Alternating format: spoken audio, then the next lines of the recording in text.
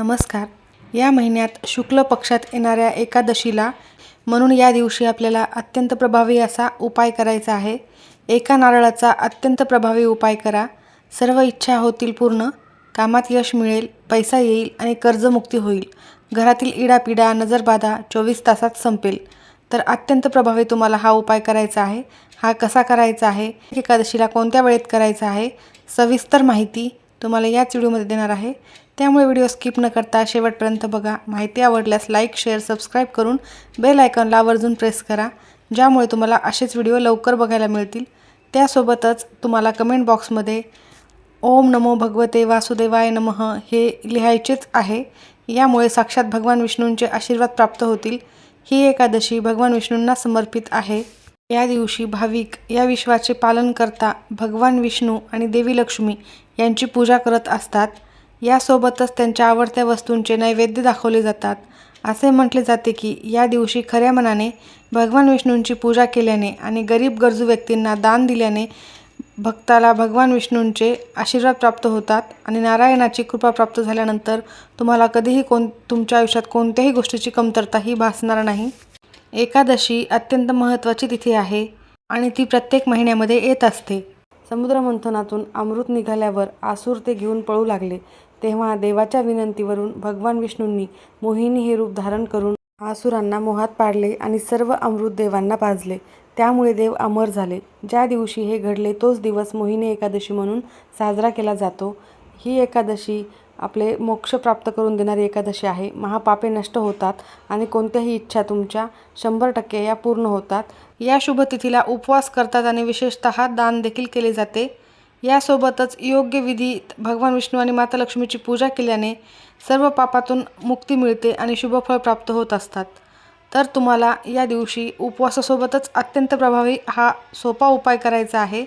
जर तुमच्या काही इच्छा असतील त्या तुमच्या पूर्ण होत नसतील, खूप कष्ट आणि मेहनत करताय परंतु तुमच्या इच्छाही पूर्ण होत नाही आणि हवा तेवढा पैसाही तुमच्याकडे येत नाही, तुम्ही काही काम करत असाल, ते काम होता होता अपूर्ण राहते, कामामध्ये यश मिळत नाही, पैसा घरात आला तर तो टिकत नाही, कोणत्या ना कोणत्या कारणाने घराच्या बाहेर जातो. त्याचबरोबर तुमच्यावर एखाद्या कोणत्याही गोष्टीचे कर्ज असेल, कर्ज देखील तुमचे लवकर फिटत नसेल, कारण तुमच्याकडे लक्ष्मी प्राप्ती होत नसेल तर कर्जही फिटणारच नाही. तर अशा सर्व समस्या दूर होण्यासाठी विष्णूंचे आशीर्वाद लाभल्यानंतर माता लक्ष्मीचे आशीर्वादही आपोआपच आपल्याला लाभतात आणि त्यानंतर तुम्हाला लक्ष्मी प्राप्ती देखील होत असते. घरामध्ये लक्ष्मी माता प्राप्त झाली तर तुम्हाला कधीही कोणत्याही गोष्टीची कमतरताही पडत नाही. घरातील इडापिडा नजरबाधा पूर्णतः नष्ट होण्यासाठी तुम्हाला हा नारळाचा उपाय करायचा आहे. हा उपाय केल्यानंतर तुमची लवकरात लवकर नजरबाधा दूर झाली, इडापिडा घरातील नष्ट झाली तर तुमच्या घरामध्ये अखंड माता लक्ष्मी वास करेल. एकमेकावरच अवलंबून असलेल्या या गोष्टी आहेत. म्हणूनच आपल्याला भगवान विष्णूंच्या या पूजा झाल्यानंतर तुम्हाला या नारळाचा हा उपाय करायचा आहे. तर हा उपाय तुम्हाला कधी करायचा आहे, कोणत्या वेळेत करायचा आहे, तर हा उपाय तुम्ही दिवसभरात कधीही करू शकता. सकाळी करू शकता, संध्याकाळी करू शकता किंवा जेव्हा तुम्हाला शक्य होईल, जेव्हा तुम्हाला वेळ मिळेल त्यावेळेला तुम्ही हा उपाय करायचा आहे. आपल्या हिंदू धर्मामध्ये नारळाला विशेष महत्त्व आहे. याला आपण श्रीफळ देखील म्हणतो. प्रत्येक समारंभामध्ये, कोणत्याही कार्यक्रमामध्ये नारळाचा हा उपयोग केलाच जातो. कोणताही शुभारंभ सुरू करण्यापूर्वी नारळ फोडले जाते, नारळाचा कलश केला जातो. असे अनन्यसाधारण महत्त्व ह्या नारळाला आहे. नारळ हे पवित्रता, प्रजनन क्षमता आणि देवीच्या आशीर्वादाचे प्रतीक आहे. नारळाचे कठीण बाह्य कवच हे अहंकाराचे प्रतीक आहे, जे फोडल्यानंतर आतील शुभ्र पांढरे खोबरे मिळते, जे मनाच्या शुद्धतेचे प्रतीक आहे. असे अनन्यसाधारण महत्त्व या नारळाला आहे. हिंदू धर्मात नारळ ब्रह्मा, विष्णू आणि महेश, निर्माता, रक्षक आणि संहारक या त्रिमूर्तीचे प्रतिनिधित्व करत असते. म्हणूनच आपल्याला या शुभ दिवशी नारळाबाबतीतच हा एक उपाय करायचा आहे. पौराणिक कथेनुसार जेव्हा भगवान विष्णू पृथ्वीवर अवतरले तेव्हा त्यांनी मानवजातीच्या कल्याणासाठी देवी लक्ष्मी, नारळाचे झाड आणि कामधेनू आणली होती. नारळाला ब्रह्मा, विष्णू आणि महेश यांचे प्रतीक देखील मानलेले आहे. म्हणून आपण हा उपाय करायचा आहे. तर हा उपाय करण्यासाठी तुम्हाला एकादशीला सकाळी लवकर उठायचे आहे. अंघोळीच्या पाण्यामध्ये थोडेसे गंगाजल आणि चिमूटभर हळद टाकायची आहे. गंगाजलाला अनन्यसाधारण महत्त्व आहे. या दिवशी पवित्र नद्यांमध्ये स्नान करण्याला महत्त्व असल्यामुळे प्रत्येकालाच गंगेवर जाऊन स्नान करणे शक्य होत नाही. म्हणूनच तुम्ही घरीच अंघोळीच्या पाण्यामध्ये गंगाजल टाकायचे आहे. त्यानंतर तुम्हाला स्वच्छ कपडे परिधान करून तुमच्या देवघरातील देवांची पूजा करायची आहे, भगवान विष्णूंची पूजा करायची आहे. त्यानंतर तुम्हाला हा उपाय करायचा आहे. जर तुम्ही सकाळी करणार असाल तर दिवा हा प्रज्वलित केलेला असतोच, कारण आपण देवघराची पूजा करत असताना दिवा प्रज्वलित करत असतो. त्यानंतर तुम्हाला दुपारी करायचं असेल तर त्यावेळेला देखील तुम्हाला देवाला हळद कुंकू अक्षता फुले अर्पण करायचे आहे, दिवा प्रज्वलित करायचा आहे व त्यानंतरच हा उपाय करायचा आहे. संध्याकाळीही तुम्ही अशाच प्रकारे उपाय करायचा आहे. म्हणजेच काय तर तुम्ही जेव्हा कधी हा उपाय करणार आहात त्यावेळेला तुम्ही तुमच्या देवघरातील दिवा हा प्रज्वलित करून घ्यायचा आहे. शक्यतो तुम्ही सकाळी लवकरात लवकर हा उपाय करण्याचाच प्रयत्न करा. नाहीच शक्य झाले तर संध्याकाळी करा. दिवसभर केला तरीही चालेल, परंतु संध्याकाळी 6च्या नंतर देखील माता लक्ष्मी घरी येण्याची वेळ असते. अत्यंत पवित्र आणि सकारात्मक वेळ ही असते. सकारात्मक लहरी जास्त प्रमाणामध्ये सक्रिय या 2 वेळेमध्ये असतात. म्हणून तुम्ही या 2 वेळेमध्ये सकाळी किंवा संध्याकाळी जर असे प्रभावी उपाय केले तर अर्थातच ते उपाय लवकर फलित होतात आणि त्याचे शीघ्र फळ प्राप्त होत असते. हा उपाय करण्यासाठी तुम्हाला सर्वप्रथम देवघरासमोर आसन टाकून बसायचे आहे. तिथेच तुम्हाला एक चौरंग किंवा पाट ठेवायचा आहे. त्यावर लाल किंवा पिवळ्या रंगाचे कोरे वस्त्र टाकायचे आहे. त्यानंतर तुम्हाला एक दिवा तुपाचा किंवा तेलाचा प्रज्वलित करून घ्यायचा आहे. तुपाचा असेल तर उत्तमच आहे, नसेल तर तुम्ही तेलाचा देखील लावू शकता. त्यानंतर तुमच्याकडे माता लक्ष्मीचा, भगवान विष्णूंचा फोटो असेल किंवा भगवान विष्णूंची मूर्ती असेल तर ती घ्यायची आहे. जर काहीच नसेल तर बाळकृष्णाची मूर्ती घेतली तरीही चालेल, किंवा तुमच्याकडे विठ्ठल रुक्माईची मूर्ती असेल तर ती देखील तुम्ही त्या पाटावर ठेवू शकता. त्यानंतर त्या मूर्तीला तुम्हाला हळद कुंकू अक्षता फुले अर्पण करून घ्यायची आहे. मूर्ती जर असेल तर तुम्ही सुरुवातीला त्याला अभिषेक करू शकता. पंचामृताने अभिषेक करायचा आहे. त्यानंतर हळद कुंकू अक्षता फुले वाहून घ्यायचे आहे. अभिषेक करत असताना ओम नमो भगवते वासुदेवाय नमः या मंत्राचा जप करायचा आहे.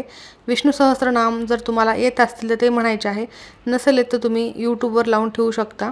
अशा प्रकारे विधिवत पूजा करून विधिवत त्यांना हळद कुंकू अक्षता फुले नैवेद्य अर्पण करून झाल्यानंतर तुम्हाला हा उपाय करायचा आहे. तर एक नारळ घ्यायचा आहे. असा नारळ घ्यायचा आहे ज्यामध्ये पाणी असेल. त्यानंतर एक वाटी घ्यायची आहे. वाटीमध्ये थोडेसे कुंकू टाकायचे आहे. त्याचा गंध तयार करायचा आहे. त्यानंतर त्या कुंकवाच्या गंधाने नारळावर तुम्हाला स्वस्तिक काढायचे आहे. स्वस्तिक हे मांगल्याचे प्रतीक आहे आणि पवित्रतेचे प्रतीक आहे. जर तुम्ही अशा प्रकारे नारळ देखील अत्यंत पवित्र असं फळ आहे. नारळावर जर तुम्ही स्वस्तिक काढले तर माता लक्ष्मीचे, भगवान विष्णूंचे तुम्हाला आशीर्वाद प्राप्त होतील आणि घरामध्ये सगळं मंगलमय वातावरण राहणार आहे. आणि यामुळे तुमच्या घरामध्ये सकारात्मकता जर असेल तर अर्थातच माता लक्ष्मी तुमच्या घरामध्ये कायम वास करणार आहे. स्वस्तिक हे संपूर्ण काढायचं आहे. मधले बिंदू काढायचे आहेत. साईडच्या लाईन ज्या असतात त्या देखील काढायच्या आहे. पूर्ण स्वस्तिक काढून झाल्यानंतर तुम्हाला हा नारळ त्या पाटावर ठेवायचा आहे. तर नारळाची शेंडी ही देवाकडे येईल अशा प्रकारे नारळ हा ठेवायचा आहे. तशाच प्रकारे तुम्हाला स्वस्तिक काढायचे आहे. स्वस्तिक हे उलटं होता कामा नये. नारळ ठेवण्याआधी त्याखाली थोड्याशा अक्षता टाकायच्या आहेत. त्यावर हा नारळ ठेवायचा आहे. त्यानंतर पूजेमध्ये वापरले जाणारे 5 बदाम तुम्हाला या ठिकाणी ठेवायचे आहेत. त्यानंतर त्या नारळाला तुम्हाला हळद कुंकू अक्षता फुले अर्पण करायचे आहेत. धूप दीप ओवाळून घ्यायचा आहे. नमस्कार करायचा आहे व त्यानंतर तिथेच बसून तुम्हाला विष्णू सहस्त्रनामाचे पठण करायचे आहे. जर वाचता येणे शक्य नसेल तर तुम्ही श्रवण देखील करू शकता. त्यानंतर तुम्ही दोन्ही हात जोडून तुमच्या जे काही आयुष्यात संकट आहेत, अडचणी आहेत त्या दूर होण्यासाठी मनोभावे प्रार्थना करायची आहेत. सर्व कामामध्ये यश मिळू द्यावे, पैसा यावा, घरामध्ये आनंदाचे वातावरण राहावे, सकारात्मक राहावे, सुख समृद्धी नांदावी यासाठी तुम्हाला मनोभावे प्रार्थना करायची आहे. रात्रभर हा नारळ तिथेच असाच ठेवायचा आहे. त्यानंतर दुसऱ्या दिवशी द्वादशीला सकाळी शुचिर्भूत होऊन म्हणजेच लवकर आंघोळ करून स्वच्छ कपडे परिधान करून देवघरातील देवांची पूजा करून झाल्यानंतर तो नारळ तिथेच फोडायचा आहे. घरातील सर्व सदस्यांनी प्रसाद म्हणून ग्रहण करायचा आहे. हा नारळ बाहेरच्या कोणत्याही व्यक्तींना द्यायचा नाही आहे. प्रसाद म्हणून देखील द्यायचा नाही आहे. घरातीलच व्यक्तींनी हा प्रसाद ग्रहण करायचा आहे. जर तुम्ही एकादशीला हा जो उपाय केला तर तुम्हाला कोणत्याही अडचणी असो, इडापिडा असो, तुम्हाला नजरबाधा झालेली असो, पूर्णतः नष्ट होतेच होते. माता लक्ष्मी देखील तुमच्या घरावर प्रसन्न होईल. तुमच्या घराजवळ विठ्ठल रुक्माईचे मंदिर जर असेल तर तिथे जायचं आहे. एक नारळ घेऊन जायचं आहे आणि त्यासोबतच 5 उदबत्त्या घ्यायच्या आहेत. लाल किंवा पिवळ्या रंगाचे फूल घ्यायचे आहे आणि हे सर्व साहित्य घेऊन हळद कुंकू घ्यायचे आहे. सर्व साहित्य घेऊन तुम्हाला विठ्ठलाच्या मंदिरात जायचे आहे. हळद कुंकू अक्षता फुले अर्पण करायचे आहेत. त्यानंतर तो नारळ आणलेला आहे तो नारळ तुम्हाला विठ्ठलाच्या चरणी अर्पण करायचा आहे. त्यानंतर उदबत्ती ओवाळायची आहे व तिथे लावायची आहे. अशा प्रकारे हा उपाय करा. हा देखील अत्यंत प्रभावी उपाय आहे. सर्व इच्छा पूर्ण होण्यासाठी मनोभावे प्रार्थना करायची आहे. तो नारळ फोडायचा नाही आहे किंवा घरीही वापस आणायचा नाही आहे, तिथेच विठ्ठलाच्या चरणी अर्पण करायचं आहे. अशा प्रकारे हा उपाय नक्की करा. माहिती आवडली असेल तर नक्की लाईक करा. सर्वांचे खूप खूप धन्यवाद.